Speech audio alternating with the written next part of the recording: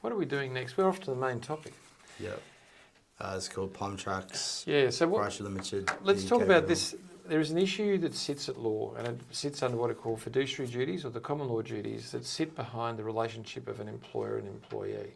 An employee must not do something which is inconsistent with their obligations to an employer whilst they are employed.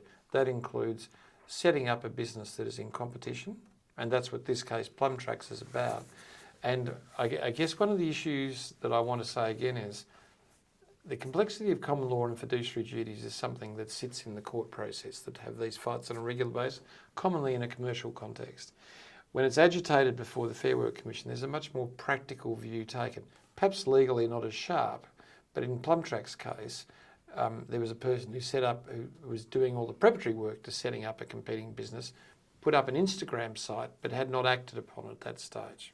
And they'd used the employer's equipment to undertake these preparatory steps, I think. Now, in a court of law, not the Fair Work Commission, that is a fundamental breach of the fiduciary duty. Okay? Even the preparatory steps? Using your client's assets, your employer's assets is a fundamental breach. It's a breach of the Corporations Act. Okay, so it's a breach of duties that sit under 182, 183.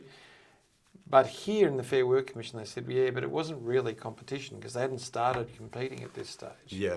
And therefore... They hadn't solicited any clients. Or things like that. So we're actually going to reinstate and give you $11,000 worth of compensation. What nonsense. Anyway, I guess what I'm saying is you need very clear policies and procedures. You need people competent to understand that you must not, your contract of employment must say, you must not do any of these things because then you win. You win in every jurisdiction. But if you're hoping that the understanding of fiduciary duties that exists at law, which is acknowledged and known at law, will be applied accurately in the Fair Work Commission, think again. So get your contracts right, get your policies right, act quickly, and you would have been successful. I think it's probably time for us to go on to the case study, Tom. Yep, I'll get reading then. Okay.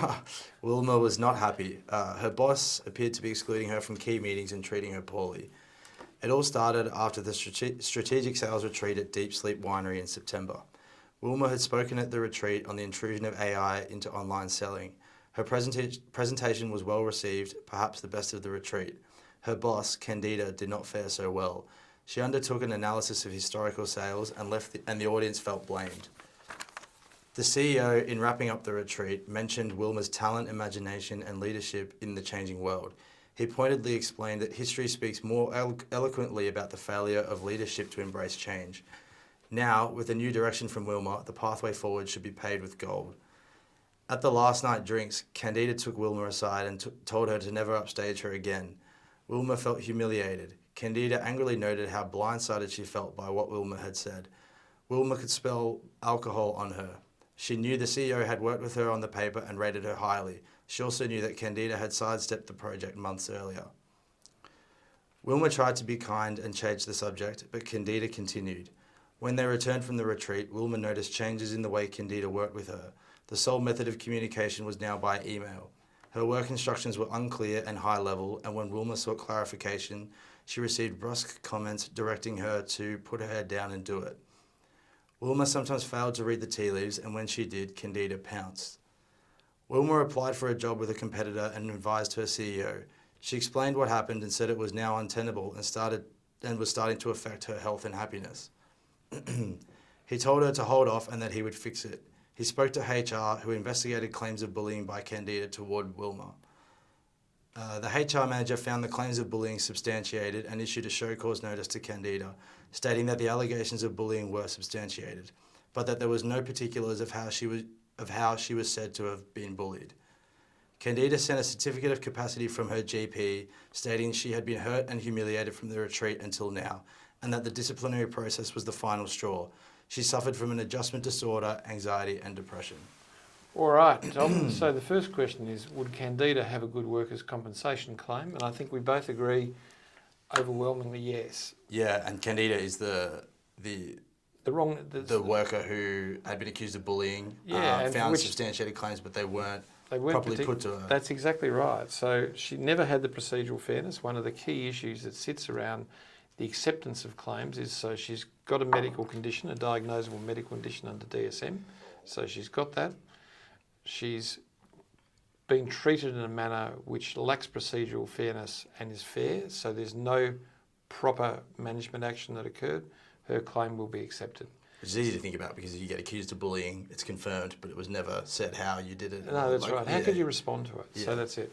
Yeah. The question is, would Wilma have a good workers' compensation claim, assuming that she had a disability from DSM? Yeah, because she was the risk, the psychological hazards to her created by the way that Candida was treating her after the retreat presented an obvious risk that wasn't identified and dealt with. And can never be reasonable management action. So on those circumstances, Wilma's, if she had a disability, she's fine. Was there any safety breaches? And I think the answer for that is, yes. It's interesting, isn't it? There's none from Wilma because she's the white knight, but there's plenty from Candida, and Candida's behaviour will be attributed to the employer. So the employer has... And the CEO's failure to intervene may place them at risk. Would there be a prosecution in this case? No. And why is that? It's all low level. It's not stuff that they could really hang their hat on. Yep. But if Candida's employment was terminated, would she have a strong unfair dismissal claim or common law damage? Yes, because of as we said before, the poor investigation. So the unfair dismissal, but of course procedural fairness is not part of a common law claim. So you might have an argument under Alicia and Vision Australia that the termination process was wrong and therefore possibly, but I think the common law claim wouldn't be as strong as the unfair dismissal claim in levels of success. And psychological damages, yes. Yeah, psychological damages, yeah. Would Wilma's claim that she was constructively dismissed? Could Wilma claim that she was constructive? Yeah, she'd have to, wouldn't she? Yeah, if she left. Unsafe place to go to, had to work with her, no attempt was made to fix it. So I think she's got a really powerful claim. So there you go. That's it for this week. Can you give us a thumbs up? And we'll see you later. And well done, Tom, with the cake. Thanks. Good. Yeah, thanks. Done. Cool.